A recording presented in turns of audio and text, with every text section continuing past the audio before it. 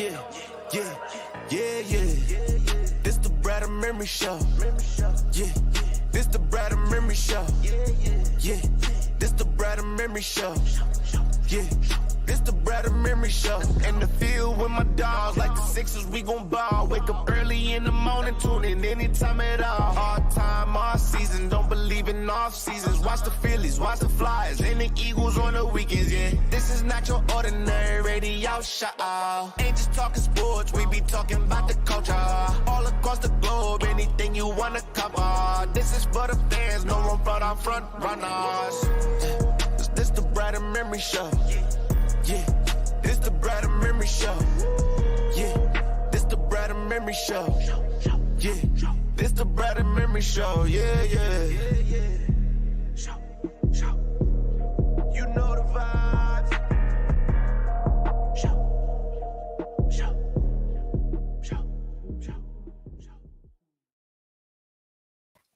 Yes, sir. You know the vibes. Brad Emery Show. Marcus Bradham, Justin Emery. Real quick, Marcus, what do you think of this shirt? It's a brand new shirt, and first time I'm wearing it, and I kind of don't think I like it. It's giving me Kirk Cousins vibes. I don't know how I feel about it. It's okay. The picture online makes it look much better. I don't hate it. Fair. I'm not in hate of it. It's definitely a back end of the rotation shirt, though. Yeah, it's not a starter. No, it's not a top five. Definitely not. Speaking of the Philadelphia Phillies are much better during their September usual, I guess you can call it. Getting swept by the Cubs, 11-15, I believe, in this month. Not looking good. Only a half game up on the Brewers. Doubleheader today.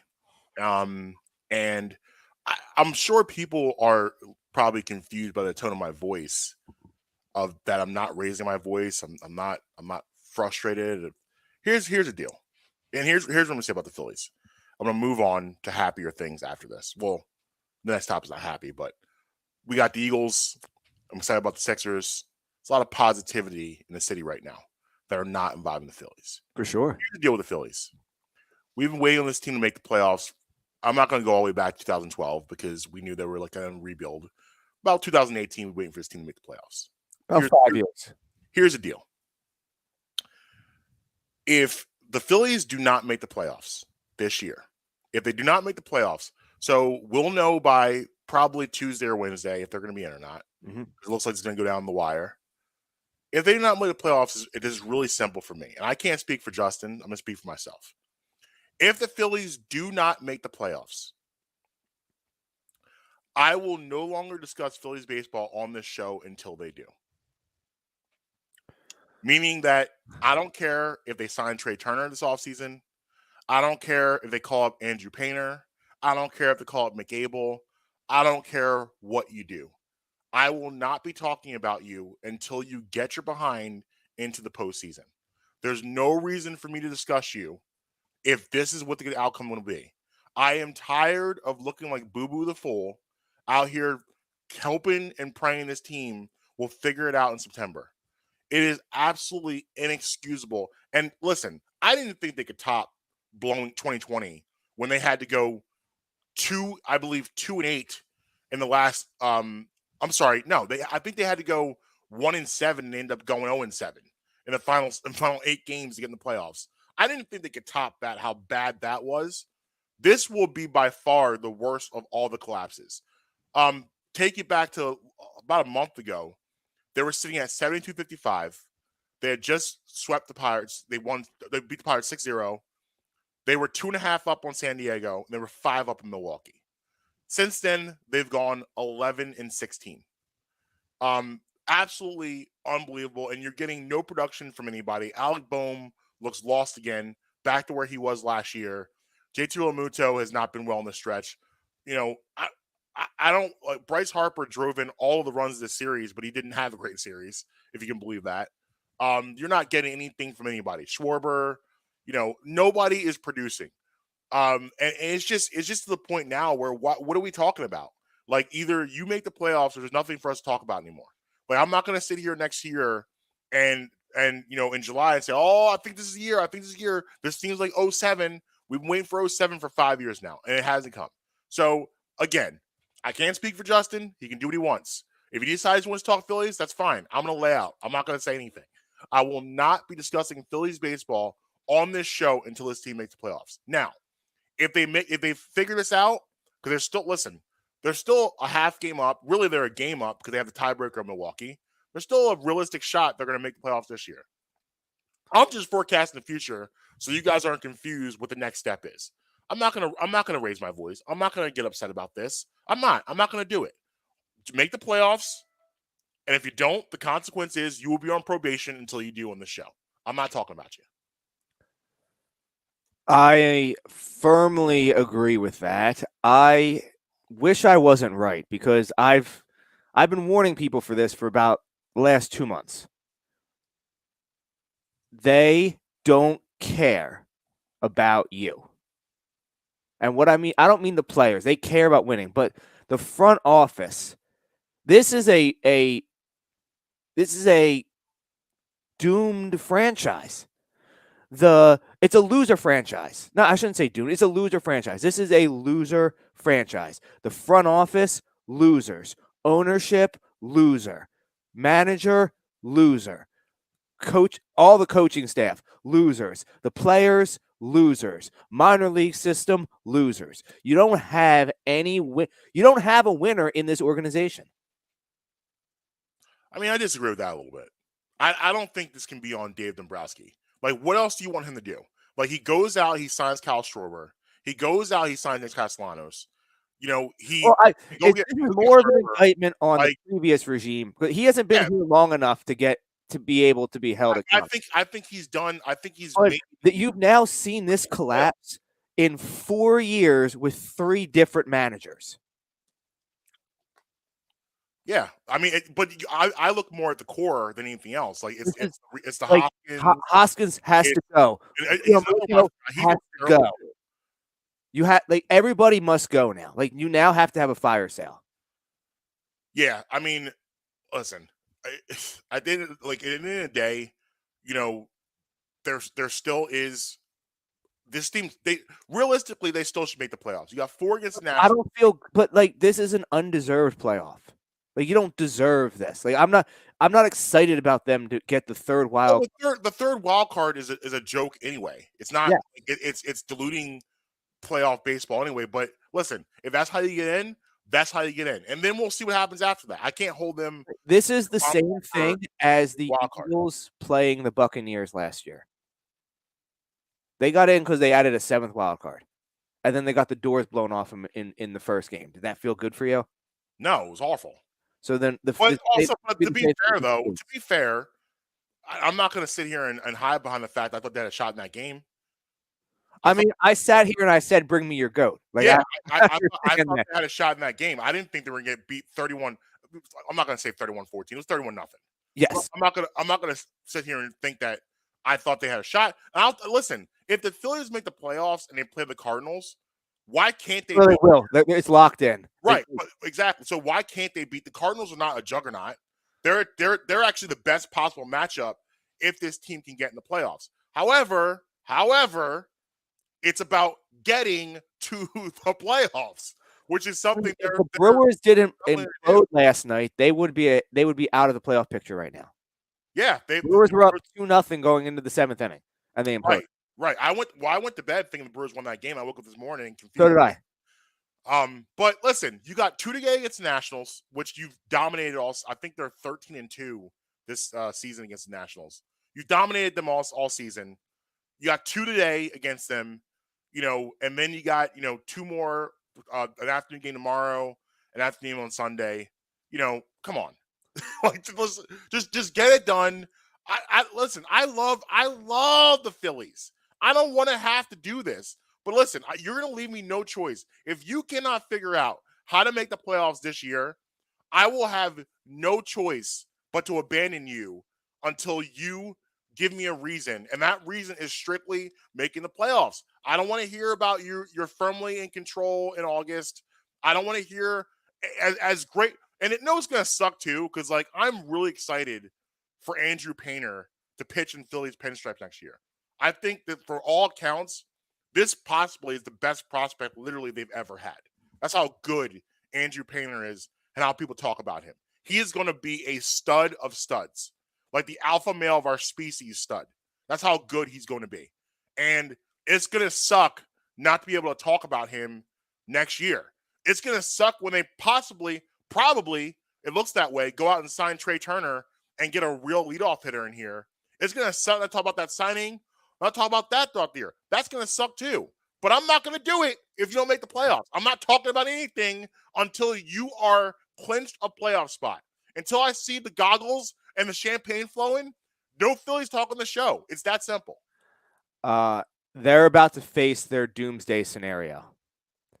A 4-0 Eagles team going into the last week of the regular season, and you're desperately trying to make the playoffs. Yeah. No one's going to watch that game at 1:00 on Sunday. No. And listen, like we talk about, well, I don't think we'll talk about it right now. Citizens Bank Park, I was kind of looking at it like this will be the year and the summer people return. And people haven't really came back because people don't believe. They don't believe in the team. No. And like on all accounts, like I was never one of those this summer, shame on you. But at the same time, I was invested. Well, this is the same team that came out and was like, well, we don't understand why there's not more fans in the stands. There's the announcers are like, oh yeah, we should have more people in attendance. Yeah. Really? Right. Because they really listen, I get it. They want to be that rock star teams of the late 2000s. Which they were rock stars in this time. The Utleys, oh yeah, Victorinos, Hamels, Chooch. I mean, absolute rock stars. And like they want that. And I get. Did I mention Jimmy Rollins? That's shame on me if I didn't. I don't think you did. But they were rock stars in the city. Absolute rock stars. I talked about it so many times in the show ad nauseum. How Citizens Bank Park was the party before the party. Yes. You went there as your pregame to get ready for your night out. It was like you went there, you took a girl on a date there, you met girls there, you took your boys there, the parents took their kids there. It was the place to be. It was another extension of nightlife there. And I miss that. I miss those days. It sucks to watch the stadium not even half full, a quarter of the way full. That sucks. However, can you really blame people for not wanting to support this product? Because what's happened in Chicago this past 3 games is absolutely inexcusable. They had 13 straight innings with a runner on base and could not bring a runner in to score. 0-6 this season against the Cubs. Yeah, 13 innings. The Cubs are 6 games over 500 in the second half of the year. Do you know why? Because they played the Phillies in the second half of the year. Like, come on, man. Not good. It's terrible. Do you remember the last Phillies game you went to? Oh, man. Oh, you know what? No, but it's been at least 6 years, 7 years. The last Phillies game I went to was Ryan Howard's last home game as a Philly. So I think it was 16? I think it was 17. Was it 17? I think so. I feel like it was October 17. Okay. I have not been. Yeah, I have not been inside of Citizens Bank Park since then. Neither have I. And it's all. There's no reason for me to. It's been I thought about it this summer. I thought about it. But the bottom line is people will come when here's the deal. They get in the playoffs and they somehow beat the Cardinals. That place will be sold out. It will be full when they get back here. No doubt about it. Absolutely. The snow globe will be going. Rally towels out. It will be 45 strong. And you'll see, and people will see why this really is. This is a baseball town. It really is. When the Phillies, it's just that we've never had a chance to consistently embrace that besides the late 2000s. because his team has been so bad for so long. But when the Phillies are really good, people support. Yes. 93, 2004 till 2012. But like all of those years, people supported. as you said at the start of the show, if you do not make the playoffs, you have now been relegated to flyer status. You're an unperson. 1984 style. George Orwell. Read the book if you haven't. Great book. Mm-hmm. You're an unperson. We will not be discussing you. You will be on probation until you make the playoffs. I don't care who you sign. I don't care what the offseason looks like. Unfortunately, we will not be talking. There'll be no Andrew Painter talk. There'll be none of that. There will be none of these conversations. By the way, Andrew Painter, minor league player of the year. One last Phillies question before we turn the page. Okay. What do you do about the manager at the end of the year now? Because it's a different conversation than it was 2 months ago. 1,000%. Different conversation was a month ago. Listen, it sucks because, like, you know, I can't. How do you blame Rob Thompson for something we've seen for 5 years? This isn't his fault. This is just who these people are. However, you know, he's never been a manager before. It's, you know, I don't know that you bring him. If they don't make the playoffs, how do you justify bringing him back and not bring in someone with more of a name notoriety? Which sucks because, like, they tried to do that. He thought in his head, if you gave him true serum, like, yo, I'm going to be the manager of the Philadelphia Phillies for the next 5 years. I finally have got a job of being a manager, and it sucks that, like, they've let him down. They've let him down, and, like, what do you think? That's what they did with Girardi, though, as far as trying to get a name recognition, and that didn't go well for them. Well, you know what, though, we were warned by Yankees fans. You saw a lot of Yankees fans that said, "Yo, you guys think you got something, you don't have it."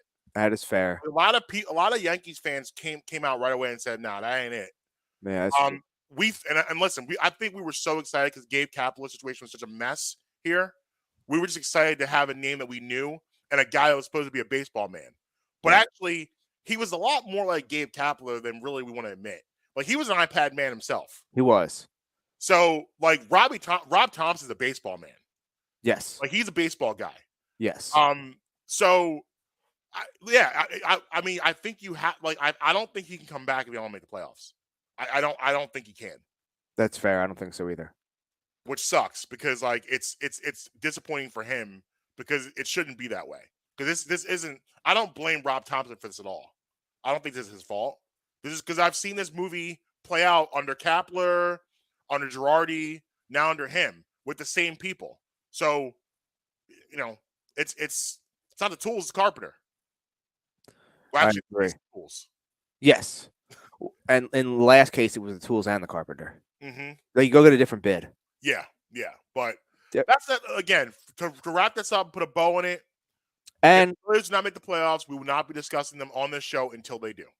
And baseball history happened the other day. Judge? Yes. We just didn't. It happened between shows. So yeah. It's a great milestone. AL. I mean, he doesn't have the AL record yet, but ties the AL record for home runs. Aaron Judge is an absolute stud. He's gonna get paid. He better, and it better be by the Yankees. That's gonna look really bad on their part. Oh yeah. Like, because how many? You think about go through the Yankees. The thing is what kind of deal do you give him? And the reason I say that is he's 30. He's been around that long. Well, he didn't come up like he's a Ryan Howard type. He didn't come up to 25. I think 24, but yeah. 24. Yeah, it was Ryan Howard. I think 6 years is fair. Six for. But you can't give him a 13-year deal. No. Six for 250, maybe somewhere in there. 6 for 2. Like the numbers the money should be huge, but the year should not. Yes, I agree with that. Like, I would not give him more than a 6-year deal. Maybe I might give him 6 and a team option for a 7th year. He might be okay with 5 for 200. I've heard he wants at least 250. I would honestly, The rumor right now is 6 for 250. That's the rumor. Okay. I would say 5 for 250. I don't need you at 36. We'll bite the bullet and just pay you because you deserve it. But I don't want to transition him to DH. You don't have to keep him in the outfield. Yeah, that's true. That's true. He could be a Raul Ibanez type. Yeah, coming out slugging at 38. I mean, look at him as like a David Ortiz type in his older age. Yeah, maybe. Yeah, Poppy. Because find somebody else that can play the left. I think he played left field.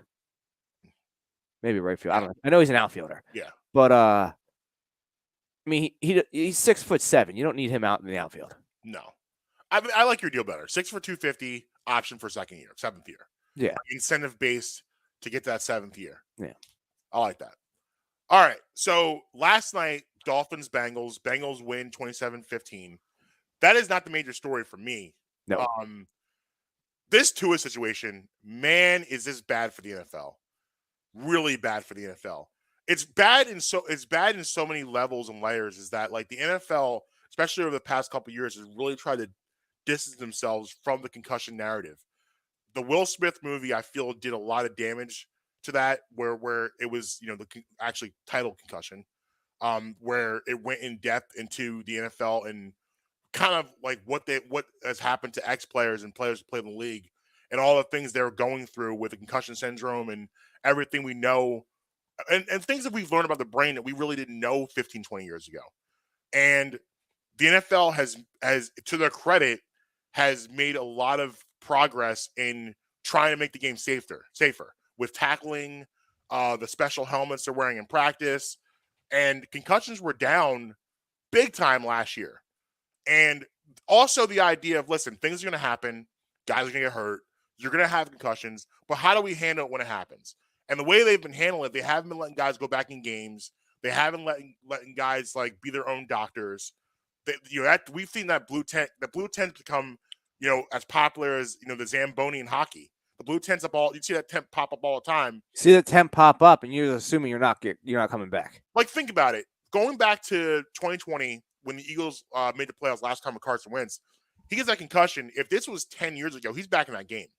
He's still playing. Yes. He probably does not go back in the game. And like, you've seen the evolution of that with the NFL. But boy, did it take some steps backwards by how they handled things on Sunday.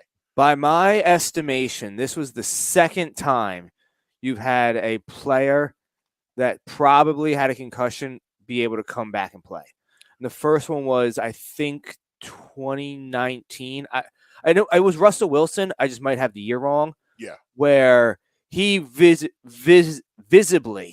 looked concussed and still came back in. And Carson's wasn't as obvious. Like, Carson's, everything happened to him on the sidelines. Where like he can't go back in there. Where Tua looked like a dude that should not have gone. Like, you saw him get up. He had the wobbles. He was on spaghetti legs, as they say. Like, he fell back down again. They said he had a back injury. Why he should have been in that game. And then you lie about the diagnosis. And, this is a lawsuit on so many levels. And you're playing with someone's life. So we fast forward to Thursday, where he shouldn't be playing. Takes a bad hit, gets slung down on that head again. And it was scary watching with his hands up and just like kind of frozen, not really knowing where he was and trying to process what was going on. It's out there that, you get 2 concussions in 5 days. That's like, you could die. He's extremely fortunate that the report came out this morning that he is able to move all extremities and he's conscious. So, but this could have long-term effects on his life. And, if the NFL wants to be a league that's around in 20 years, they're going to have to do better with stuff like this. This stuff can't happen. And this is why you're seeing, if you look at the NFL, the popularity of the NFL, as popular as it was 10 years ago, that popularity has gone down a little bit, and you're having less kids want to play football because a lot of parents are having cause for pause based on a lot of these things. That's why you're seeing a lot of kids gravitate more towards soccer, or basketball, because of that type of physicality. Even though I'll argue with anybody that basketball is a pound for pound a more physical sport, not that type of physicality where you have to worry about on a consistent basis those extreme head injuries. Real quick, So, off that point you just said, Mhm. I was listening to the Ross Tucker podcast this morning, Mhm. and he said within like the first minute of his show, he goes, he's like, I don't know how many football players we lost last night, but he's like, I promise you we lost a lot of football players last night. And he goes, what I mean by that is there's a lot of 9, 10, 11, 12-year-olds that will never play football now. 1000%. Like my son actually is going to start in November. Flag, right? Are you having flag football? We're doing flag because my thing is, if he takes this seriously, I'm gonna try to keep him out of tackle to like high school. That's the goal. But like, I'm sure there'll be conversation. I'm sure he'll want to maybe do it earlier. So something might have to revisit. But that's the plan of right now. But We want to make sure he likes football enough first. exactly. And like, you're seeing that too. People like play the flag because flag has become really competitive. It was a joke 25 years ago, but now it's very, very competitive. And you're having a lot of the better athletes play flag and then go and play tackle later and let kind of save their buys a little bit. But yeah, if the NFL wants to be a league that's around 20 years from now, they got to be better with stuff like this because, the world that we lived in has changed so much. You can argue and debate for the better or the worse, but it's changed so much in the way we look at entertainment in our bodies and these guys who, you think about a guy like Andre Waters, what he went through before he passed. And you think about, all the guys that's come before us and with the head injuries, things like that. We can't go back there. And it seemed like the NFL was really doing a good job for the most part of staying out of that. I don't know how often specifically. I don't know how this is not a lawsuit. I don't know how this is. They're not disciplined. The NFL needs to take a stand, and the Dolphins need to be disciplined, and they need to come down on them hard. Dolphins for the last 5 years at least have been a suspect organization. That's putting it nicely. Yeah. So I'm not surprised that it's this. Like, I don't know what the bylaws of the NFL are. I know they're extremely protective of their owners. Yeah. But like, do we need to force a sale? Yeah. I mean, like I said, don't get me wrong. If this was the NBA, we would have this team would be up for sale already. Well, it's the Sarver situation in Phoenix. The Robert Sarver, who's being told get out of here. Like he got first it was suspended, and LeBron came out and said that's not good enough, and they said you're right, and he's gonna sell both the Mercury and the Suns.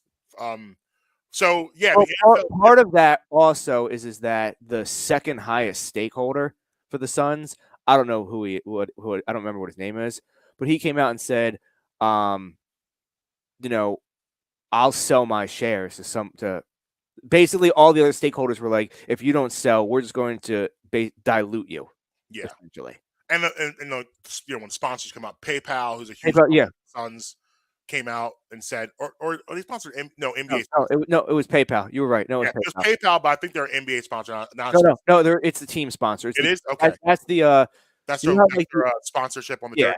Yeah. And that was a $3 million deal. So that was a big deal for them. But yeah, anyway, back to the NFL. Like, the NFL needs to come down on Miami hard for this because it's inexcusable. I don't mean like, we fine them $1 million. Yeah. Like you take away first round draft picks for like 3 years. You need to take away whole drafts for whole years. Yeah. I mean, I'm not sure that's possible, but at least no first round picks for the next 5 years. It needs to be something like and a fine and a hefty fine. I mean, I'm probably going to get blasted for comparing these two things, but the reason I'm comparing them is to highlight how much of a joke it is. You have the Tua situation where that was all right. The NFL Players Association, how do they allow that to happen? But Deshaun Watson is only suspended, 10 games, 12 games? Like, the entire system for the NFL needs to be blown up and restructured again. Yeah. Yeah. I mean, I agree. I mean, I mean, it's just insane, the NFL, where they were 10 to 12 years ago in popularity and where they stood. But like I mean, the Washington Commanders and Daniel Snyder and the emails and Gruden and Kaepernick and, Watson and Ray Rice and all of these incidents have just slowly just chipped away at the NFL's armor of invincibility. And as that has happened, you've watched the NBA just keep climbing and climbing and climbing and climbing and climbing. And listen, I will never be a soccer fan. It's just not for me. However, I cannot ignore how much more popular soccer has become in the United States of America. Mm-hmm. I never thought I'd see the day, but here we are. Soccer has come to the U.S., and it's not going anywhere. But I don't think it will really stand any kind of chance until the U.S. consistently makes deep World Cup runs. I agree. Because right now they just make it in and then they lose right away. They need to make now. I don't know if we'll ever see in our lifetime a U.S. win the World Cup, but we need to see deep runs. Yeah. In order for it to really, you look at it in the next 10 years, that's a possibility because a lot of these kids now that are really getting into it and using and well, I mean, think about it. We've seen more ever in the past couple of years of kids declaring soccer in the United States as their number one sport. We've never seen that in our country before, where soccer is the number one sport for a kid. Like kids, like they'll play soccer and it's like, yeah, I play soccer, but football's my thing or basketball's my thing. But the kids are now choosing soccer here consistently as their number one sport. It's a big deal. So we'll see. I mean, maybe, but you're right. I think that'll definitely get people going if US makes a deep run or wins a cup. That'll definitely get people really into it. Like you have the women obviously have been very successful. Yes. Men, you need to get the men's team going. But if you look at the 92 Olympics with the Dream Team, yeah, it took 20 years for the rest of the world to really catch up. True. So even if it's starting to get a foothold now, you're at least a generation away from it happening. Yeah. You're right. Because I mean, you got your first byproduct really of the Dream Team was like, Dirk Nowitzki and like players Peja Stojakovic. Yes. Like that was the first like. Cause I don't count, Tony Kukoc played with those guys against those guys, so I don't count him in that. But like that next like Hedo Turkoglu, though that where it really started, where you saw the international guys, Manu Ginobili, like that's strong. But then you the next generation, now you got Luka Doncic, Giannis, you got Giannis Antetokounmpo, Embiid, right? That's when it really Joker, took over. Look at us, a little soccer talk out of us. Man. How about that? That's all you're getting for today, though. So that's all you're getting probably for a lifetime. Yeah, until I guess maybe the men's U.S. team makes the World Cup. Yeah, I'm not. I can't do the organized cardio. So I was going to actually pose a question to the audience like a month ago, but I realized I didn't want to torture myself. I was going to pose a question. I'm going to get really into a sport this year. Oh, okay. And I was going to pose, should it be soccer or lacrosse? And I realized I don't want to torture myself. Lacrosse is awesome. I haven't like whenever I watch lacrosse. But I'm saying like I would start getting into it. And into it. Well, you're gonna pick one. For me, I would go lacrosse. Well, I'm just not gonna do it. Like I remember like back in the day, the Wings used to sometimes be on the WB-17. I've been to a few. I would catch I was a kid. I didn't know what was going on though. And I was like, I don't know what I'm watching, but this is phenomenal. Like I love everything about this. But here's one you should maybe think about getting into. Pickleball. Professional pickleball. No. You're out. I don't know what pickleball is, but I definitely don't have time. It's like ping pong on a bigger surface, like outdoor ping pong, basically. Yeah, I'll get it. I don't have time for that right now. What about cornhole? I That's enjoy cornhole. playing cornhole. I don't imagine I would enjoy watching. I watched a little bit on the ESPN too. It's pretty cool.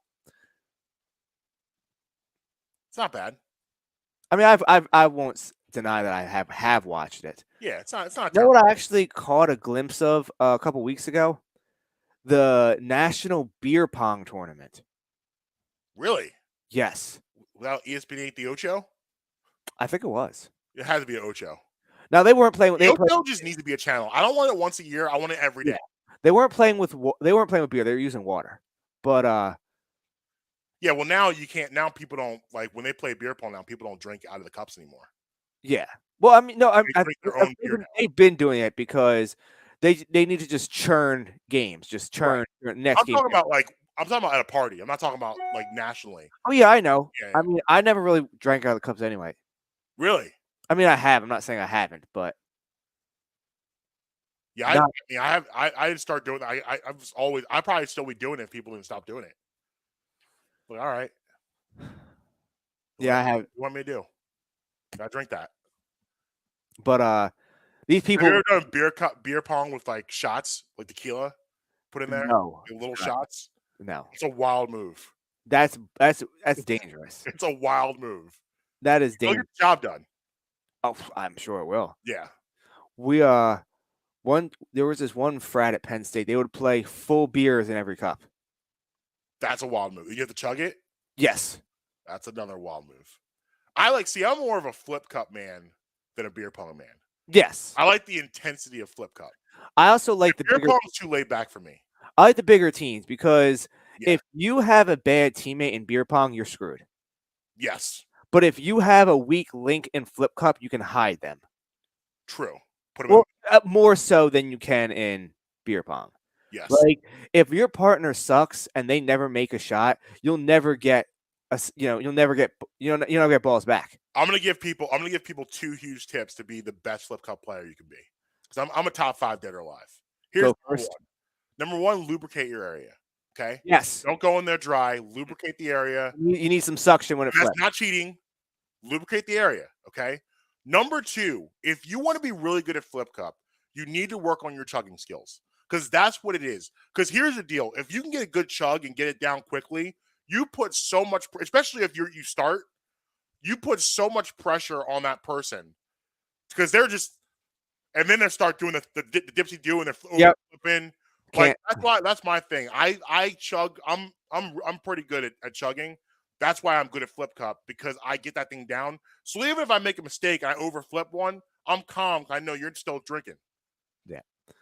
Yeah, I like to lead off. Yeah, me too. I like to lead off the anchor. I like those two roles. I agreed, but I don't like being the anchor because sometimes it doesn't always get to you. True. Whereas if you're leading off, you're good every game. Flip cup over beer pong all day, every day. But anyway, the Eagles have a game this week against Jacksonville. I'm gonna right away. This game has become way more dangerous than it was when we looked at it in the schedule. I'm not worried about it still. You're not worried at all? No. I think this is a decisive Eagles win. Well, I mean, Jacksonville, I think we can both admit, are better than anyone really thought they were going to be. Like, did I see them in my Brad and Pack rankings this week for week 4? No, I didn't. But you got to be realistic about what they are. The quarterback is playing much better. Obviously, better tutelage under Doug Peterson. That's what Doug Peterson does. Pretty good offensive line, pretty good running game, and an above-average defense. They've given up 10 points the past 2 weeks. So pretty good team. And honestly, if you look at all the Eagles' opponents, this to me poses the biggest threat yet. I thought it was going to be Minnesota, but obviously we saw the way that turned out. But you look at the opponents they played, I think this is going to be their biggest threat yet of style. It's going to be interesting to see that this Jacksonville running game against the defensive line of the Eagles. This to me, if I look at it realistically, Jordan Davis is my guy in this game because this is going to be a highlight for him to get in there and pull that middle up. He's been really good for them when he's been, but I want to see a lot of Jordan Davis this week against this Jacksonville running attack. I think the Eagles win the game too. I'm going to pick them to win a game. I think this is not going to be a 24-0 at halftime or 24-7. I think this will be a lot closer. I think they'll be tested, but I do believe they're going to pass this test. I mean, we can't expect them to go out there and just obliterate everyone each week. I think Jacksonville's going to play well.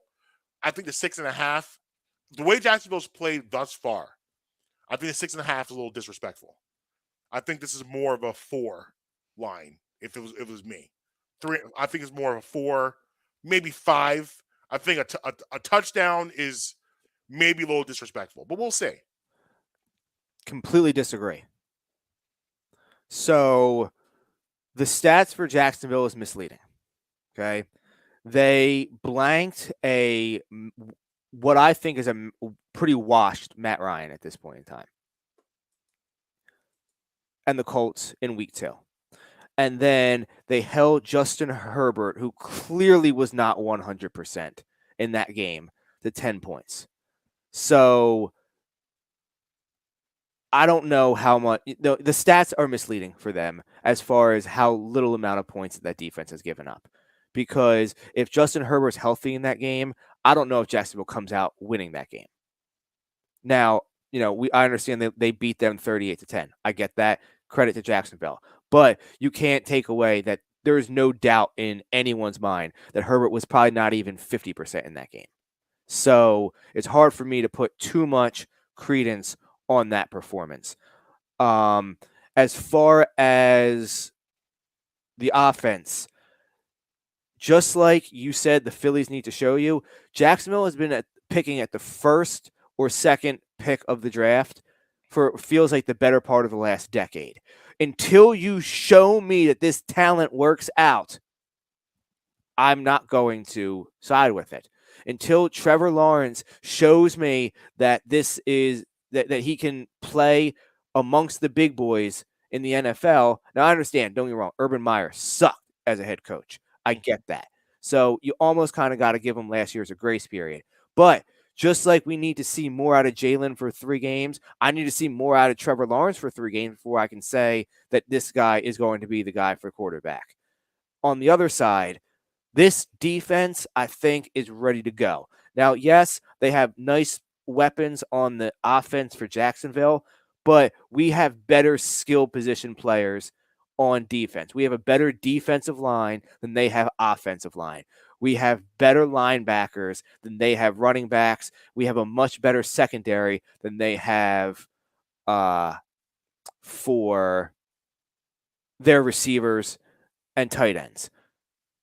I just think that Jacksonville is not ready for this game. The players will be up. They want to win for Doug, but make no mistake, the players in Philly want to win this for Nick. Yeah, I mean, I 6.5. I'm laying the points. I'd be dangerous. I'd be careful. I'm laying the points. Now 7, I'm not. 6.5, I will. Because I can see them winning this game 24-17. 31-24. I can see that happening. So 6.5, I'll lay the points. But it's 31. Okay, and that's fair. But if it's 31-24, you're probably in a closer game than people probably would expect. I think that it would. I think it's going to be Jacksonville coming back and scoring points at the end. I think the Eagles will get a lead and try, for lack of a better term, try to play keep away a little bit. And then Jacksonville will come back, but I don't think they will ever really, within the course of the game, have a chance to actually win the game. I'm getting 2010 vibes from the quarterback right now. 2010 vibes from Jalen in regards to how Michael Vick played. Listen, I hope so. Like the run and the pass and every day that passes, and the more I think about it, and the more I go back to what I see, small sample size, I understand. But, like, how do you stop Jalen? I mean, how do you? But I mean, the better question is, how do you stop this offense? Period. I mean, it's just with Jalen Hurts deciding that not deciding his evolution as a passer and his ability to carve you up from the pocket has changed the complexion of what this offense is capable of.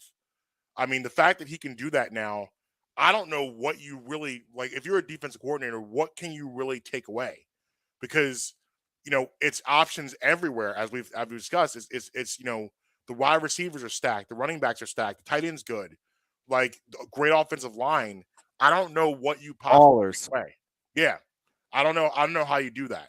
I just think I think Jacksonville's, like I said, a little bit better than people thought they were going to be. But I also think too, this is an interesting spot for the Eagles, and I think I think they win the game, but I just feel like this is one of those things I can't expect them to go out and just keep busting people inside their head tops. I mean, we'll see. So who are you picking for the game? Eagles. Eagles. Eagles win the game. I'm gonna go. I don't need a score. You don't need. I mean, if you want to give me a score, I'll take a score. But I'm 28-23. Okay. Okay. Should we run the schedule? Let's do it. All right. London game. You got Minnesota against the Saints. It appears Jameis Winston is not going to play, and Michael Thomas has already been ruled out. So I would have went Minnesota regardless, because I think it's a better team. And when you play a neutral site, it's who's the better team. It's Minnesota. So Minnesota wins the game. I agree. Tennessee and Indianapolis. Man, this is a weird one. I don't know. Because both of these teams who have been good teams for the past 5 years, both feel like they're on the downward slope. Mm-hmm. So it's like, who's on the downward slope more than the other one? Who's home? Indianapolis. Indianapolis home. What's the spread? 3.5. 3.5. Minus 3.5. Indianapolis. Yes. Ooh. I'm gonna go Tennessee. I mean, I'm gonna go Tennessee.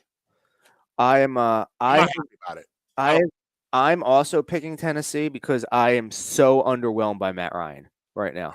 Yeah. He's gonna get. This is gonna be the year that Frank Reich loses his job. Yeah. He can't survive into the quarterback. No, Toilet Bowl game of the week: Bears, Giants. Bears. Ooh. Giants are a fraudulent 2-1 football team. They're not good. And they lost Sterling Shepard towards ACL on Sunday, which is another result of that horrible MetLife turf, which turf should just be outlawed. Get rid of turf everywhere. Get rid of it. The guy literally was running down the field and try to cut and tore his ACL. That shouldn't happen. Yeah. They need to get rid of that turf. I'm actually picking the Giants because of everything you said about the Giants. It's how I feel about the Bears. Okay. I like Justin Fields better than Daniel Jones. I think the Bears have the worst roster in the NFL, though. Fair. Now this is your star-studded game. Bettors. What's that? Are the Giants going to go 3-1?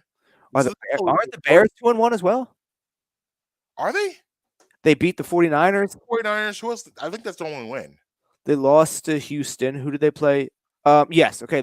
So what are the Bears going to go 2-2? Yeah, but I like that better than the Giants being 3-1. Now, better. Please stay away from this game. Buffalo at Baltimore. Yeah, this is a tough one. And Baltimore being an underdog to me is weird. I think Baltimore is being a little disrespected here. I know Buffalo was really good, but you saw Buffalo can be beat. I would if I was if you want to do a wild parlay, I would take the Ravens in this. I mean Lamar Jackson looks. I mean Josh Allen. Listen, I don't want to slight Josh Allen. Like I said before, 1 and 1A basically, but I give Lamar Jackson the 1 right now and Josh Allen the 1A. Lamar Jackson has been phenomenal. I'm actually going. He hasn't had like a bad quarter of football. I'm actually going with you for the Ravens too. I think Lamar's on a scorched earth march. He definitely is, and it's listen. Lamar Jackson is just like he's become, and this is a compliment to him, not a detriment. He's become a guy now where you've been an MVP, your team's been really good, you've had number one seed before. The only thing you have to do is win in the playoffs. Exactly, that's a compliment. Like I look at you now, like yeah, I've seen this before. What are you gonna be when you get the playoffs? That's who he is now. Yes, that's good. That's a good thing. Chargers, Texans. Even though they're banged up, they're a better team. The Chargers. I mean, it sucks. Everything that's happened to them. Bosa's out now. Herbert's banged up. It sucks what's happened to them, and it really has changed trajectory of their overall team goals for the end. But I still like them this week against Texans. I agree. Just a better roster. Yeah. Seattle, Detroit. I mean, Detroit. I'm saying Detroit, but watch them make it look bad and lose. But I'm going Detroit because again, better team. They've played really well. They deserved the win last week. They've had like the worst luck in the last 2 minutes of football games the last 2 years. Again, I think Minnesota did it to them last year where they beat them in the last second. So they're coming off of that. They're coming back home. I think you can trust them. The lines went down. The line was 6, went down to 4. But come on, is Geno Smith going to go into Ford Field and beat Detroit? I don't know. I don't think so. No, I don't think so either. I'm also picking Detroit. Jets at Steelers. Love the Jets. Love them. My boy Zach Wilson returns this week. And Pittsburgh, just put Kenny Pickett in the game, please. Mike Tomlin, stop playing, bro. Trubisky's terrible. Like what? Like at the end of the day, you went from Ben Roethlisberger to Trubisky. They're basically the same person at this point in their lives. Get Trubisky out of there. Put in Kenny Pickett, and let's see what the kid can do. I don't know why in the world you're wasting your time on Mitchell Trubisky. Just stop. Wow, I'm going Pittsburgh. The Jets are awful. I like them this week. No, I'm actually picking Pittsburgh in my survivor pool. Really? Okay. Yes. What did I do in my knockout pool? I'm in the CBS knockout pool. Out of 21,800, I'm down. It sounded like the last 2,000, including your boy. Nice. Yeah, we're in mine we have 2,400 entries, give or take, somewhere in that vicinity. Mm-hmm. And we have 7 going. I don't know. I didn't look to see if anybody had the Dolphins last night, but going into the game, we only had 780 people left. The Bengals took a lot of people out a couple weeks ago. Yes. Cowboys game, a lot of people a ton of people. Yeah. I'm actually surprised I didn't pick that game in my knockout pool because I was high on the Bengals in that game. So I don't know how I avoided that. But I actually went with I have 2 entries in there. One of them I picked the Bengals last night. So okay. In one of them last night. Good to go. Yeah, I'm good for one of them. Just got to hopefully push Steelers throw. There you go. I'm trying to refrain from using juggernaut teams too early. Yes, yeah, I'm the same way. I like to find the matchups that okay, this team should win, but it's not like the Bills or So I was talking to Sean King, mm-hmm. and he was like, because he picked like the wild teams in his Survivor the first couple of weeks, and I was like, listen, what are you doing? And he goes, you got to understand this. A team's got to win every game, and a team's got to lose every game. He's like, no, yes, I understand a team can tie, but you can't go into it picking it as if it's going to be a tie. Right. But he goes, there's 16 winners every week, and there's 16 losers every week. It's true. And I was just like, all right, then. I don't. So, like the first 5 weeks, he'll pick bad teams. He's like, if I lose, it is what it is. But he's like, going into week 6 and having Kansas City, Buffalo, Baltimore, having all of them still. Right. And those first couple weeks, the bad teams don't know they're bad yet. Yes. So you get those week 1, he went with the Bears. They beat the 49ers. I think I had the Bears that week too. I didn't do it in a knockout pool, but yeah. Yeah. So next you have Cleveland, Atlanta. Cleveland with only a -1, which I was confused about. 1.5 now. 1.5. I would take Cleveland in the points. I think Atlanta's not that good, so I don't know. They're not good. I don't like Marcus Mariota. No. Divisional toilet bowl game, Commanders, Cowboys. Cooper Rush still under center. I'm going Commanders. I think they rebound, and I think Carson plays well. The offensive line is not great, and the defensive line of the Cowboys is pretty good. But I think that the Commanders have the potential to put up way more points than the Cowboys can with Cooper Rush. The Cowboys struggle. I mean, everyone's getting all excited. I mean, they beat the Giants. Relax. Both those offenses were anemic. Cooper Rush played just a little bit better than Daniel Jones. Like, he's not great. And he caught the Bengals at the right time. I mean, I think a lot of people forget about Joe Burrow, that he missed the entire preseason, basically did not practice at all due to whatever's going on in his insides. So he had to he's now kind of just getting his bearings now. And the Cowboys caught them at the perfect time. And with Cooper Rush, it's just not. It's fraudulent at this point. So I think they're due to get humbled. I'm actually picking the Cowboys because I think Carson's going to continue to implode. Okay. Arizona, Carolina, not a game you want to bet on. I actually was really so. Is Christian McCaffrey not playing this week? Because the line moved. It was Arizona +2, and now it went to Arizona being a favorite. Yeah. Last time I saw it, he was questionable. Okay, so he may not be playing now because that line moved like 3 points. Mm-hmm. So I already got it in my. I actually had this in my my 6-pack parlay. I'm going Arizona.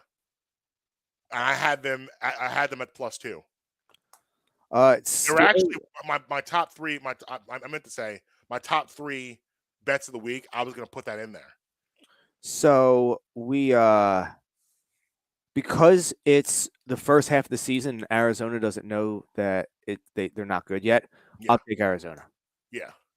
Kyler's good for a couple big plays. Baker Mayfield's good to throw the ball to somebody who's not on his team. Mm-hmm. And you're telling me now no Christian McCaffrey? Give me Arizona all day, every day. And I want to win too, just so they feel good going home. So the Eagles will beat them next week. Are you going to pick the Raiders again? I am. Yes, I'm gonna go. I'm doing it. I'm gonna die on this hill. 4 weeks in a row. I'm going -2.5. How? Like, at this point, it's just okay. Are they gonna go 0-4 and then lose again at home to a Broncos team that can't score on me and you? So if they lose this game, go 0-4, is McDaniels already on the hot seat then? Yeah, has to be, right? like you can't. You bring in Devontae Adams and you get worse. Yeah, yeah. How bad that decision looking for that young man? Obviously, I'm assuming you're taking Green Bay. Yes. Yeah. Oh yeah. No Mac Jones. No Mac Jones, and the Patriots are even with Mac Jones. I would take Green Bay. Chiefs, Bucks. Definitely going Chiefs. For basically all the reasons why I picked the Packers, or why I would have picked the Packers last week. Because there's a lot of dark clouds. I'm not talking about Hurricane Ian, but a lot of dark clouds surrounding Tampa Bay. And you tie in Hurricane Ian with, you got to be concerned about your families and the well-being of them. Now we got to go to Minnesota maybe and play. Oh, no. They said the game's in Tampa Bay. It is in Tampa Bay. Okay. Yeah, they confirmed that they're staying in Tampa Bay. But they have all the things going on with that. I think the Chiefs are just right now. The Chiefs are just a better team. I know Tampa Bay is getting back Mike Evans this week. I haven't heard anything about Godwin or Julio Jones, so I'm assuming they're not playing. Tampa Bay doesn't have enough right, and the offensive line is just not good. It's not good. I'm pretty sure that Julio is back this week. I thought I saw him at practice. I don't believe Godwin's playing. Okay. But I'm pretty sure Julio is playing. Okay. I mean, it still didn't change my opinion. I still don't think they have enough. I think the line's just not good right now, and I think the Chiefs are just a better team. And the Monday night game, I'm also picking the Chiefs, by the way. The Monday night game, you have the Rams as a slight underdog to the Niners. Which is weird, because I think the Rams are the Niners are having trouble scoring points. That defense is really good. And George Kittle came back last week, and they still couldn't score. So I'm going to ask you a question that I posed to my fantasy group chat. Now, I do not own him in fantasy, but is George Kittle now damaged goods? I'm gonna need more. Why are you posing that question? Is he too broken? Physically, like is he still George Kittle? Like, you know how Gronk severely broke down. Yeah. Are we now seeing that? Because what made George Kittle, I mean, he's good at everything, but what really separated him is his elite speed. Yeah. And doesn't really have that anymore. It's hard, like tight ends. He's still above average. Tight end is a hard position to stay athletic because you take a lot more abuse than people realize. Yes. Like you have to, like you're involved in run blocking. You have to be tight end. And when you're in the trenches running down those seams, you're in the middle of the field, you're getting hit by linebackers. You might have to chip a defensive end. You might have to chip on a blitz. You're going, so like it would make sense for him to be deteriorating a little bit because right. What happened with Gronk. Travis Kelce thus far has been able to avoid this at 34 now. Travis Kelce. No, I don't think he's that old, Jen. I think he's only like 32. Let me look that up real quick. Well, whatever. Because Jason just turned 35, and I think he's a couple years younger than him. Okay, he's been able to avoid, these serious injuries. Oh, his birthday. He's going to be 33 next week. Okay, he's been able to avoid that stuff, and like also, I think I don't know that he's actually is committed to blocking the way a guy like George Kittle is. Yes, to being part of the physicality of football, and Gronk was the same way. Gronk was a physical tight end. So yeah, I mean, I reserve my right to hold my judgment till the end of the year, but you may be on the right track with that. I think he is. I think he might be damaged goods. All right, fair enough. Still above average tight end. Still better than the majority of the tight ends in the NFL. But I think that we need to he's no longer George Kittle. Yeah, like Gronk's no longer 2012 Gronk. Well, right now he's not even a football player. right. But that's just my. Oh wow, the line just basically came down for it was 1.5. Now it's 1 for the Phillies. Who's is Syndergaard game the first one? Falter. I trust Bailey. I like Bailey. Syndergaard's the second game. All fastball Falter. The man only throws fastballs. Hey man, if it works, it works. You know what I'm saying? Up there, he just moves the fastball from side to side. That's all I'm gonna do. Hey, listen, Falter. Listen. If it works, it works. Ranger yesterday. First of all, Brandon Marsh. I don't know what in the world that man was doing, flagging on that fly ball in the 6th. That was absurd. And Rangers just pitching his little heart out, doing typical Ranger things. Gives up really one run. The second run shouldn't have even been a thing. Like, and here's the thing. I don't know how we got back to the Phillies, but here we are. If they get in the playoffs, right? If they can somehow get in the playoffs, they have a formidable 3. Like, it's not like they have they have a formidable 3. With Wheeler, Nola, and Suarez, you can do some things in the playoffs. Let's see. Let's make it happen. Do some things. Just make the playoffs. Come on. Anyway, let's move on. I was going to get back there. What's your best 3 bets? Let me go ahead and just pull that up.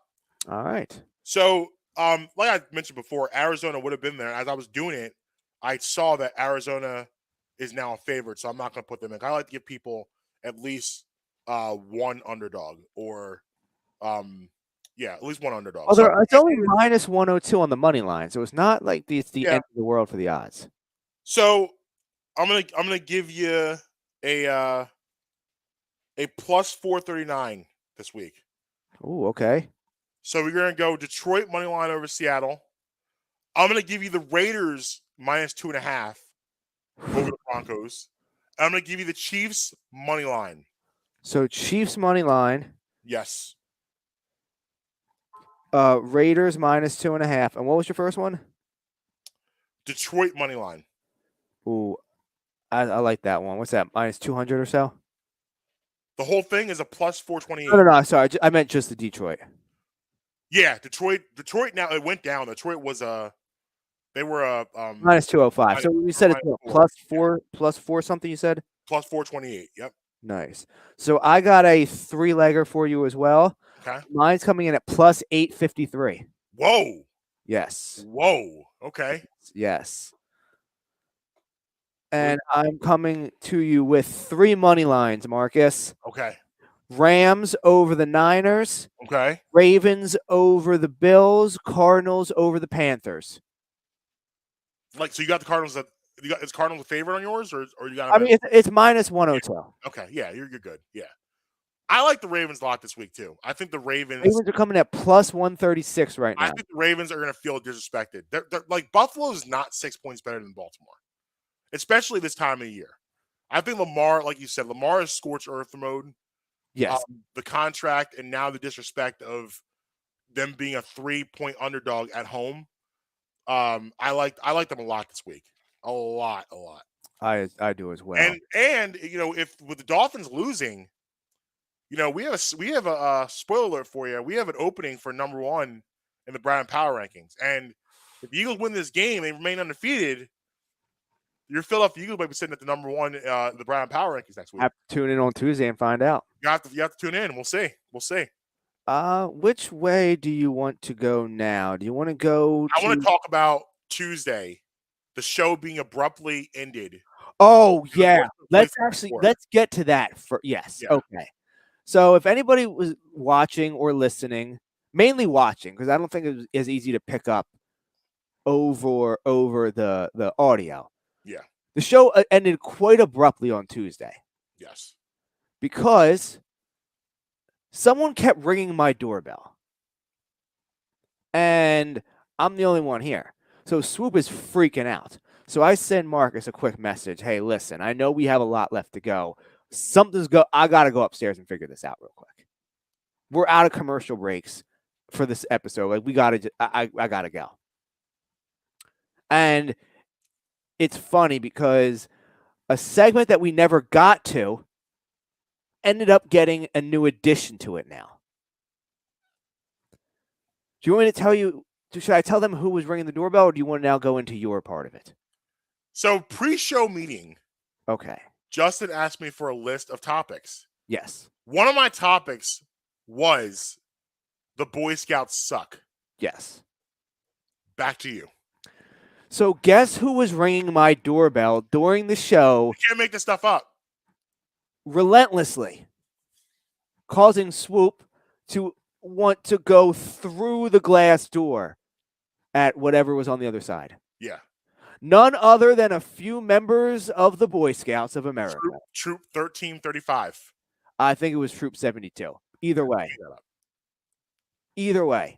Here's where I'm going with this, with the Boy Scout sucking. Here's the problem.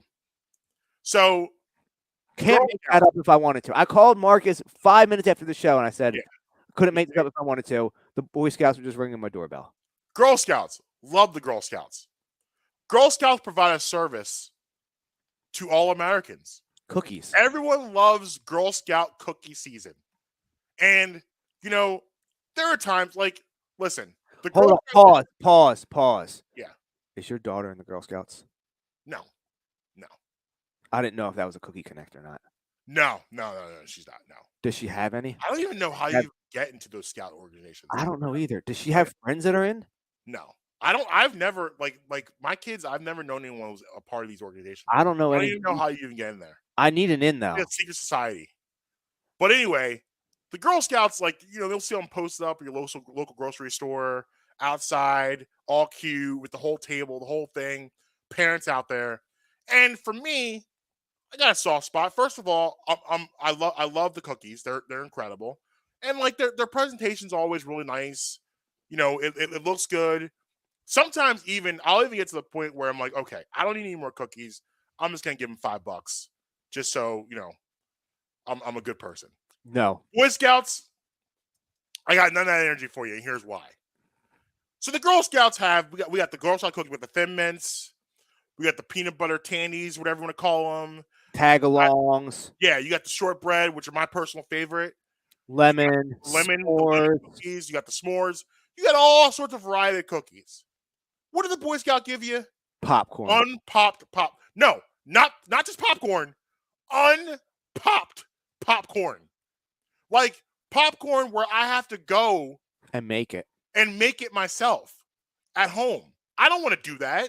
I don't even like popcorn that much. Like I like popcorn. Listen, I love movie theater popcorn, like The Next Man. I love smart food, like The Next Man. But what's great about those things? You put it on your lap and you get to work. You want me to go home and first of all, what is this? 1974? Who owns a popcorn popper anymore? I haven't seen one of those since I was yay big. I haven't been yay big in yay years. Are you kidding me with this? And it's even worse. It's unpopped popcorn. You don't have any flavors. It's just bland, unpopped popcorn. So whenever I see the Boy Scouts, you know what I do? I walk right past them. I don't even look at them. Because you're a disgrace. Get your Boy Scouts. Tighten up. Come on, man. First of all, pop the popcorn. Put it in. We're not even telling you to get a new product. Pop the popcorn. Sell tubs of it. Yeah, huge tubs. Tubs have flavors. Flavors of popcorn. Bro, I would try mix. Marcus, a try mix. Split up into 3. Yeah. Caramel, regular, third kind. Yo, cheese. Cheese. Yeah. Or better one. Have maybe 8 to 10 different flavors. Pick your own trio. Mm-hmm. You can even do it this way. You don't have to have the popcorn there. Get a delivery. I order it there right there, and you deliver it to my door. A fresh popcorn that I could just put in the pantry or in my face. Yes. Not in a maker. I don't want to make it. Listen. The only popcorn I will pop or in the bags I put in the microwave. I can Boy Scouts, listen. Ownership, management, whoever's in charge, CEOs, councils, call us. We're available. Yeah, please. Reasonable fee. Call us. We're available. Like the Girl Scout cookies, they never have to change the formula because it's perfect. The cookies, everyone looks forward to the cookies. First of all, when is cookie season? Is it soon? Boy Scouts are outside a weird time. Like it's starting to get a little colder outside. People aren't as pleasant. But the Girl Scouts come out when what do you hear? The birds chirping. It's like right around springtime they go outside. Is that when it comes out? I don't even know. It's like spring. Like just when spring hits, everyone's in a pleasant mood. You hear your first chirping of the birds. The leaves are starting to get green again. You're starting to think about summer and pleasant. Oh, the Girl Scouts are out. It's gonna be warm soon. What do the Boy Scouts bring? They bring me cold weather and unpopped popcorn and ridiculous ties around their neck. Yeah. I don't want it. No. And you ring the doorbell too much. Like if I don't answer the doorbell in the first 2 minutes, leave me alone. When did they start going door to door? What is this, Jehovah's Witness? No, they've been doing it for years, at least in my neighborhood. I didn't know that. Yeah. Were they trying to sell you popcorn? What do they want? They got about 3 words out, and I was like, not interested, and I shut the door. Were it just kids, or was like an adult with them? No, they were probably like 12, 13 years old. Oh, okay. 3 of them. Boy Scouts? 3 of them, yeah. That's Boy Scouts goes up through high school. Like the ones that actually like do it all the way through. That goes all the way through high school. Who are these people? I went to school with one. You know what I'm going to do? I know. Well, I want to talk about that. But you know what I want to do? I am going to, next time I see the stand, I'm going to give my input. Can you film it? Sure. I want to see it. I mean, it's kids. That gets a little dicey. Yo, yeah. I just need a play-by-play. I'm going to need a play-by-play for it. And yeah, I'll have a commentary. But next time I see them posted up, I'm going to go there and say, excuse me. Do you know why no one wants to buy any of your stuff? This wasn't rhetorical. I'm going to tell you. Because you make an unpopped popcorn. No one wants that. If they served it to you pop, would you get it? Yeah. So it's all absolutely. It's all about the popcorn. If the popcorn was popped and you had it in bags, or you let me order do you remember Joe Corby's Pizza? No. It was the pizza like you get like from fundraisers. Oh wait, yeah, that's where you make it yourself, but it has all. Yeah, and you order Yes. it. Joe Corby's pizza is legendary. Joe Yes. Corby. Love me, Joe Corby. Yes, used to get it all the time. Yeah. Not all the time, but whenever it was Yeah, it's so good. available. Like this is not like do that. Why don't you guys go Joe Corby? Nah, they're not doing Not that. unpop popcorn. I'd buy pizza. Yeah. I'd absolutely. And making pizza is fun. Like it's a fun activity. You know what the Girl Scouts used to do in Vegas? What's that? Sit outside the dispensary. That's genius. I love that. See, girls. Guilty. I'll just say the word. I'll just say guilty.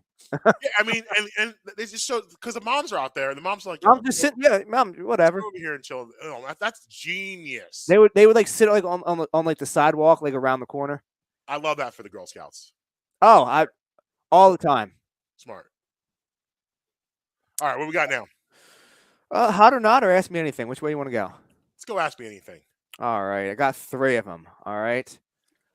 Okay. First one. If you could have a one-on-one interview with any historical figure, who would it be? Whew, man. Oh man, come on. Now, with the way that it was worded, it said historical figure, so I'm guessing they don't mean like sports person. I'm guessing like someone in history. Or would you like to expand it with you know? It's kind of. I'm thinking history. I took it as history. Okay. I want to sit down. I'm trying to think of a. I would like to sit down with like Martin Luther King. Like a civil rights. Martin Luther King, a Malcolm X, someone in the movement from like the '60s. I would sit down with and have an interview. If I did historical, now if I do sports, I want to sit down with.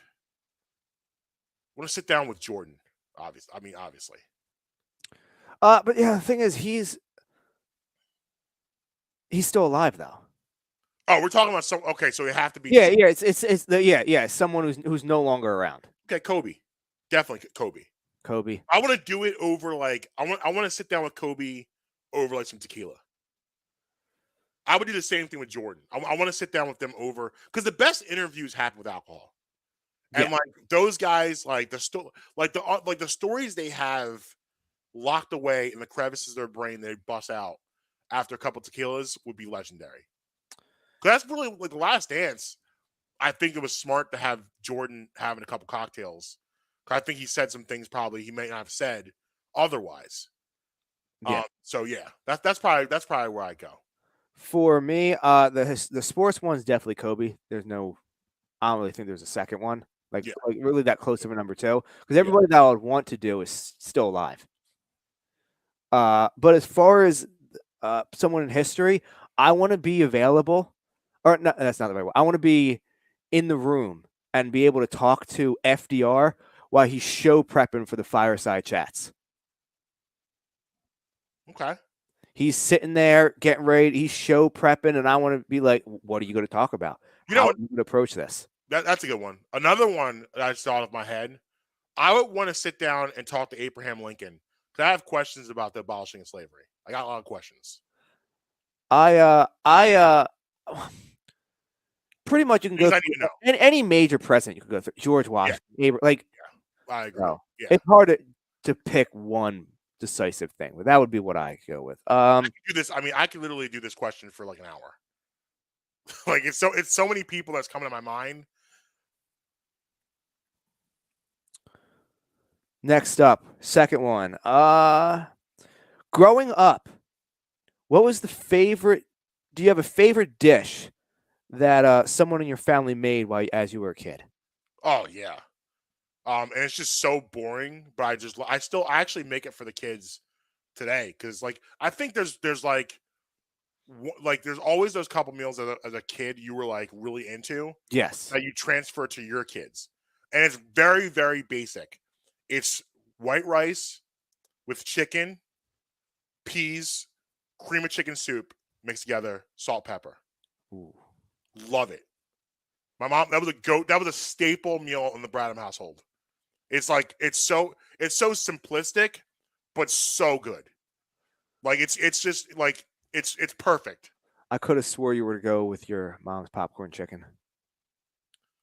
Yeah, the popcorn chicken. Yeah, that I was. I thought that's where you Yeah, were that going. was a good one. But like, if I'm talking about like like a meal that like I just loved, like we actually, it's funny. I just made it this week for the kids and Amber and I. But like, yeah, the rice, just white rice, chicken.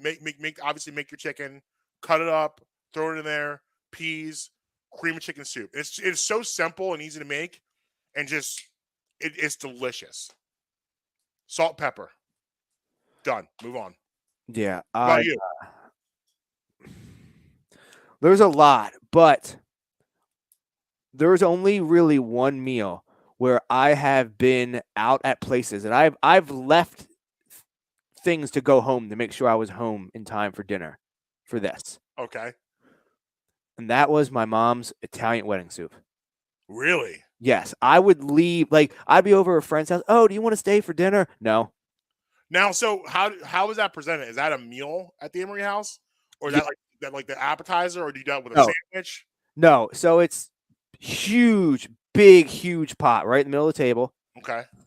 My mom will just roll the meatballs, make the meatballs.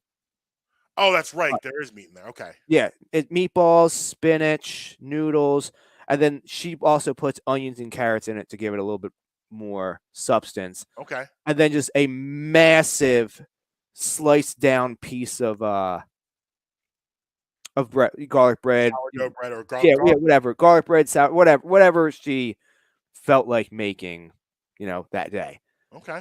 And then just eat like 4, 5, 6 bowls of it. But I'm talking about like a giant Dutch oven it was made in. So it would sit on the table and stay hot the whole time. And I'd eat like come back and like an hour later, it's still sitting on the table, still hot. Maybe have like another bowl or two. On there. It would be turned like You can gorge on soup. it would turn to like a 4-hour of affair. So when was this typically made? Was this like a Sunday thing, or like, Yeah. was it like a Sunday thing? Well, like this was so think back. This is like I'm in grade school, high school, so this is like McNabb Eagles era. Okay.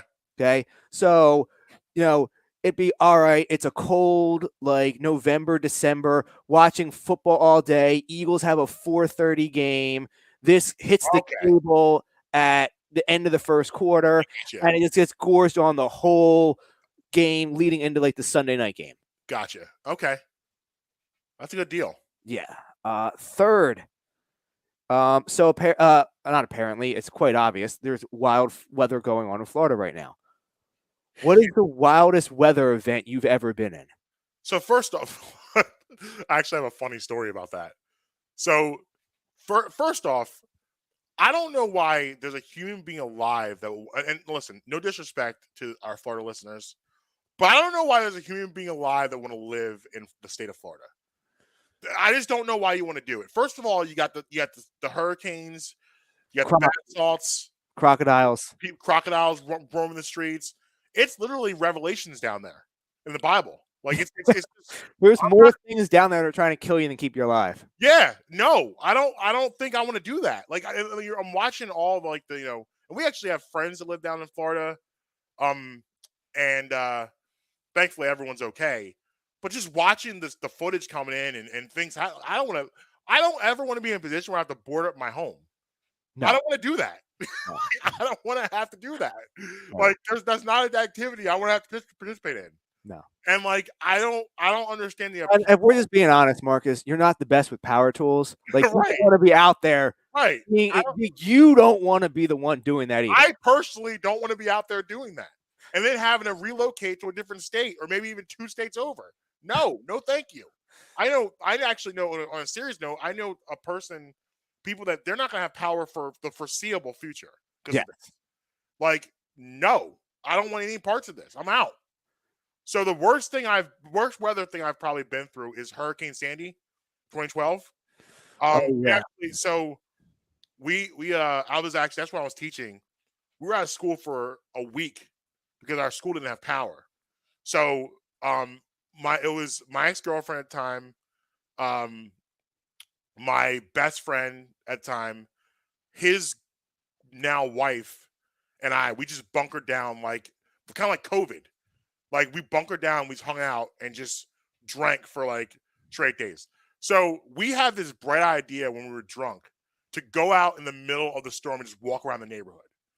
So we're walking around the neighborhood, and then in our drunken infinite wisdom, we're like, we need to, because we lived in it was my best friend and I, we had a house, and we lived in a cul-de-sac. So there's, no one was driving anyway, but we don't get cars in the middle of cul-de-sac. So we go out in the middle of the storm, and we just literally the winds are whipping, trees are flying, everything, and we do a toast in the middle of the street, in the middle of the storm.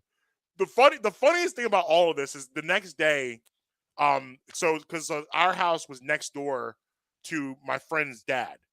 He comes over and he was like, so what did you guys get into last night? And he was like, and we were like, oh, nothing. We're just hanging out, whatever. And he's like, yo, I saw the craziest thing. I saw 4 morons get in the middle of the cul-de-sac, because he was at the window and he just looking out and seeing what's going on. And he sees us run out. I can't imagine what that looked like. See us all run out with our cups raised high, toasting the storm. Just ridiculous nonsense. But it was a great week. We just hung out all week and just drank. But that's probably the worst thing, because it's the Northeast. We don't get it doesn't really get weather. I guess go back. I guess you know what? Storm of '96 too. We were out of school for a week. It was a blizzard. It was 12, 13 inches of snow. That was pretty bad too. But Hurricane Sandy most recently in 2012. Yeah, I inadvertently got stuck driving through a monsoon in Vegas. That was not fun. No, they're scary driving through those huge torrential rainpours. They're scary. Well, the thing is, no one in Vegas knows how to drive when it rains. If it's not sunny and 90, people don't know how to drive. I would venture to say, in general, there are more bad drivers on the road than good. Yes. No, but the thing is also, because of the roads getting so hot out there. Now, I don't know exactly what it is, but the roadways are made with a different substance, a finishing coat, a substance. Does it have to be because of the heat? Yes. Yeah, I would and think. That makes it terrible to drive on when wet. So the roads are more slippier. They're worse to drive on when they're wet, and that's because of that reason. And it's to the point that I would stop driving in the rain, not because I'm worried about me driving, because I'm worried about all the other idiots that are driving. As you should. That's when you ask, I'm always a defensive driver. There's never any offense, just defense all the time, because you're always trying to avoid morons. People like Justin, people literally have no idea how to merge on a highway. They don't. No idea. You keep your speed. Collectively, society is awful drivers. Keep your speed. Keep your speed. I'm going to slow a little bit to give you room to get on the highway. But you can't slow down to a complete stop and expect me to let you in. That can happen. So many accidents are caused just by simple mergers on highways. Yes. Come on, bro. Yes. And that wraps up Ask Me Anything. That's fun. That's easily become one of my favorite segments. Oh, no doubt about it. Hot or not list, real quick. It's a QB edition. Hot. We got Lamar. Lamar is scorching. We got Jalen. Are there right now the top MVPs I believe are Lamar, Jalen, and Josh. Yes, you're correct. And I would venture to say they're playing the best football in the NFL right now. Those 3. Yes. Oh, by the way, congratulations, Jalen Hurts, NFC Player of the Month. Yes. However, number 3 is not Josh Allen though on the hot list. Ooh. Number 3 is Cooper Rush. Oh my gosh! Come on. Hey! This is a week by week thing. You're going Cooper on me? Coop? Hanging with Mr. Cooper? He has to be. He's number 3. I mean, who else? All right. Had a better week at the quarterback position. That's fair. And then the not. Oh. Matt Ryan. Matt gets the win, but still didn't play. Derek Carr. Yeah. And Russell Wilson. Yeah. 11-10. Trending downwards. Yeah, I mean, I'm getting a little worried about the Beaver, Russell Wilson out there. Getting a little worried what's happening out there. Not But looking good. I will say this. So the style of football they're playing in Denver and him as quarterback is vastly different than the style they played in Seattle. He is being asked to do a lot of things that he was not asked to do in Seattle. And this is very similar. It's a parallel to Aaron Rodgers with Matt LaFleur. How weird he looked at first, and then they figured it out, and he's been okay. So maybe that'll be the same with Russell. Maybe. I need the coach of the Broncos take an IQ test. Because I think he's just not that smart. Yeah, it's not looking good for him. No. I mean, listen, with the weapons with Sutton and Judy, just let Russ throw the ball down the field Russell Wilson is one of the best deep throwers we've ever seen in football. Yes. Let him do that. Yes. Let him drop back on a play action and throw the ball really far. Yes. So don't overthink it. Facts of the day, Marcus. Let's do it. So first off, today's actually International Podcast Day, September 30th. Oh, happy podcast day to us. Yes. 1927 on this day, Babe Ruth hits his 60th home run of the season. The Babe. It's Sultan of SWAT. Yes. 1947, the first ever TV broadcast of a World Series game, Yankees-Dodgers. Okay. 1955 on this day, James Dean's killed in a car accident. Wow, one of the coolest guys of that era, James Dean. And now, in term James Dean cool. Yes. Here's an interesting one. 1980, the smallest ever MLB crowd, 1,754 people. After rain delay? What's that? Was like after rain delay or something? It didn't say. But it was in New York against the Phillies and the Mets at Shea Stadium, who, if you recall the year, 1980, the Phillies go on to win the World Series that year. Yeah.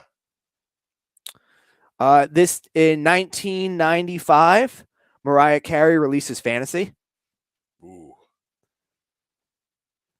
8-week run at number 1 on the charts. She was the first female artist to debut on the charts. Yeah, that was a bold move for Mariah Carey to do a song with ODB at that time. Nobody saw that coming. I mean, everyone remembers. I mean, we all know the original fans, but everyone really remembers the Puff Daddy remix with ODB and Diddy and Mariah. That's the one that's the more famous version of the song. 2006, Justin Timberlake releases his second solo album. Future Sex Love Sounds, one of my favorite albums of all time. Up until last year, it was the number 1 most pre-ordered album on iTunes. I still don't understand. So he does Justify, which was a really good album also. Follows up with Future Sex Love Sounds, which was phenomenal album. I don't understand his I'm gonna take 7 years off after that. Like I don't know why he did that. He was white hot. The tour was incredible. It was that album. Obviously Sexy Back, My Love, Summer Love, What Goes Around Comes Around. What Goes Around Comes Around. He actually wrote that song in 20 minutes, which is wild, and was the first song he wrote on the album. Which is, he did in those 2 albums, he probably did 3 or 4 I Hate Britney songs. What Goes Around Comes Around, one of those songs. But that was and also too, the cool thing about that album is he combined songs. So like he would have a song, like for instance, Sexy Ladies, and then he'd do a prelude into My Love with another song, and then My Love, then a post song, My Love, then Love Stoned, he did a song, and then completely did the same song different again as a song. Like it was the way the whole album was done was just genius, and it was an awesome time in my life. So that was, you remember going out, like when you go out and you go to like a really nice bar, like a nice bar that has a good DJ or a club, the best song is played at midnight. Mhm. I swear, "Sexy Back" from summer of 2006 till probably fall 2007, that was a song that was played at midnight. You could put that song on right now. Yeah. It would still tear it apart. Mm-hmm. All-time classic. Actually, the first time I heard that song, I thought it was David Bowie. Because like the vocals, I didn't I was like, and I was like, yeah, new from Justin Timberlake, "Sexy Back." I was like, what? I was like, first myself, like, okay, David Bowie's back. But then like I was like, wow, this was a genius move because it didn't sound like him. It was very different than what we've heard him sound. But that's what Timberland does to artists: is he transforms them and takes them and gives you a different vibe of that artist. And then last one. Such love sounds later. Yeah, it would be today is the 16th anniversary of it. Yeah. Also, another anniversary. Yesterday is the 24th anniversary of Hard Knock Life Volume 2. Oh, okay. Yeah, like you talk about two huge moments in music, like "Can I Get a" and "More Money, More Problems" is why you have hip hop as the pop juggernaut you have today. Without those two moments, I don't think hip hop ever makes the turn to like pop music. Right. Like those were like songs. It was like, oh, so hip hop can do this too. Okay. Like those were major, and Hard Knock Volume 2 is just, put Jay-Z in a different stratosphere also. So shout out to the 24th anniversary of that yesterday. Yep. And then last one, I say this one for last because this will also tie us into the top 5. Okay. On this date in 1967, the Spectrum officially opens. Ooh, America's Showplace. Which ties us in, Marcus, to the top 5. Ever get down the Spectrum? Oh, God, yeah. Okay. Oh, yeah. I didn't know if you were too. Oh, yeah. Oh, no. That got knocked down, what, 03? Something. No. 02? So the Sixers stopped playing there in 95. Oh, no. I'm sorry. I'm thinking about they played the last game there in like 2010. Yeah. Oh, yeah. No, I've definitely been in the Spectrum many times. In the concourse. No. Oh, yeah. I have straight up walked down Patterson Ave and just pulled on the doors and it just opened and walked into a game of a Phantoms game before. Yeah. Like the best stadium with the worst security of all time. Correct. Shout out to Xfinity Live, which is where it is now. Right. Which ties us in though, Marcus, to the top 5 stadiums in North America. Now, there's some criteria for this list, okay? It has to still be standing. Okay, so I did not include any former arenas that are no longer standing. Secondly, I did not include it just because it is a engineering marvel. No Jerry World, SoFi Stadium, just because it's a massive building, you're not on there just for that reason. Yeah. So this is a blend of both. Okay. Number 5 is a little bit of a homer. However, it is the second biggest stadium on the entire continent. And that is Penn State's Beaver Stadium. Okay. Going with number 10. It's the only stadium they've ever played football in. And it holds 110,000 people. Impressive.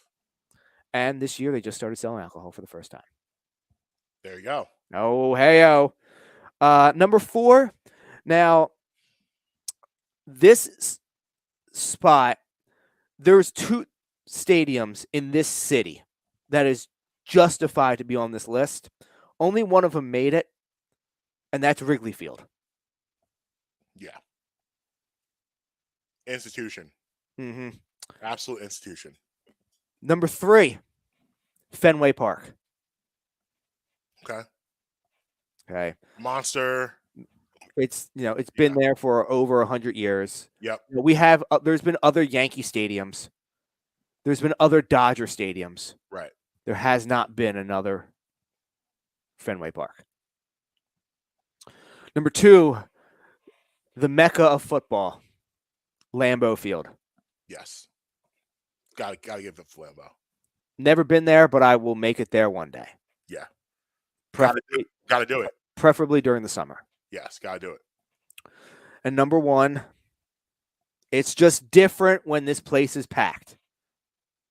Madison Square Garden. Yeah. The world's most famous arena.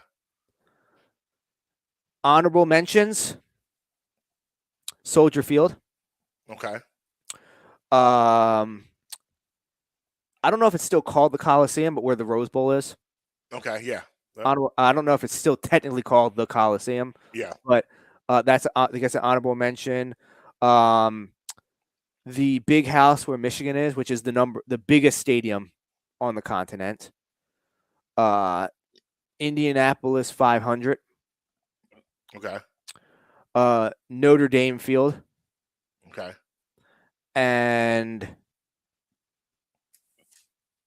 that's pretty much it. Candlestick was up there, but it's no longer Candlestick. No pushback. But I do have another one we got to talk about, which I think is a very important stadium in the history of this country. Okay. Oriole Park at Camden Yards. On the list, because that ushered in like the how stadiums are built now. Traditional. Yes. Citizens Bank Park is the son or daughter Yes. of Oriole Park. Yes. You know, in those type of stadiums that we saw pop up, the old school look, man, excuse me with these hiccups. This is crazy. But yeah, those old school stadiums, Oriole Park is the it's just like Oriole Park's not Fenway Park. You know, Oriole Park is not Wrigley Field. It's not Lambeau. It's not Madison Square Garden. It's awesome. I've been there. I love going to Camden Yards. I'll go to Camden Yards. You know, if you tell me, hey, it's a Saturday afternoon, it's a Sunday afternoon in Baltimore, you can catch me at the Inner Harbor going to an Orioles game. But you know what, though? I think part of the problem is you look at those parks, so Fenway, Lambeau, you know, those places you've mentioned, they have such big games that are played there. The Orioles have never been really good enough in the Oriole Park era to have those type of moments. I think if you had bigger moments there, they could get in those type of conversations. But I'm just talking strictly from a design standpoint and like the absolute nicest stadium I've ever been in is actually PNC Park where the Pirates play. Yeah, beautiful. But I wouldn't call that an iconic stadium. Gotcha. Yeah. So any additions or substitutions to the list, or just Oriole Park? I guess. I mean, I'm being a homer. Citizens Bank Park obviously is another incredible stadium. Trying to think what else around the country. I think you pretty much covered everything. I forget the name of the park. Where McCovey Cove, San Francisco Park, whatever they call it out there. Yeah, AT&T. I think it's a nice stadium. And I guess where the Seahawks play too is nice. I don't know what they call it now. Lumen. Yeah, Lumen. Yeah, that's nice. The look of that stadium is an interesting look. That's basically it. Maybe the Horseshoe in Ohio State. I thought about the Horseshoe, but I mean, I already have Penn State and Michigan. So. And the Coliseum needs to be there. Oh, I mean, how did I forget the Palestra? Ooh, yeah, the Palestra is a good one. That's actually Palestra is a good one. That deserves some consideration. Yeah, the Palestra is a good one. I forgot about that one. That one definitely deserves to be an honorable mention. In there, it's not the same as a professional. You know, obviously it being. Right. But legendary venue. Yes. Yeah, definitely. Question. Now it's obviously outdoors. Think Rucker Park would qualify for this? Yeah, you can throw Rucker in there.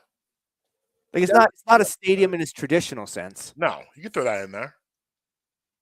That definitely deserves an honorable mention. Yeah.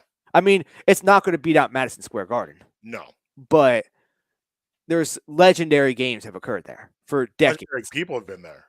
Going all back to Dr. J. Right. Kobe played there. Kevin Durant. AI's played there. Like you've Stephon Marbury, Kenny Anderson. Yeah, you've had. I mean, the scenery. It's everything you think of when you think of city outdoor basketball. Mhm. I still think, and I wish the NBA would do kind of like the Winter Classic and do some outdoor hoop games. I think that'd be so cool. It's just hard during that time of the year. Like you'd have to do it in LA or Miami or something. Do it. I mean, do an exhibition. Do it in August.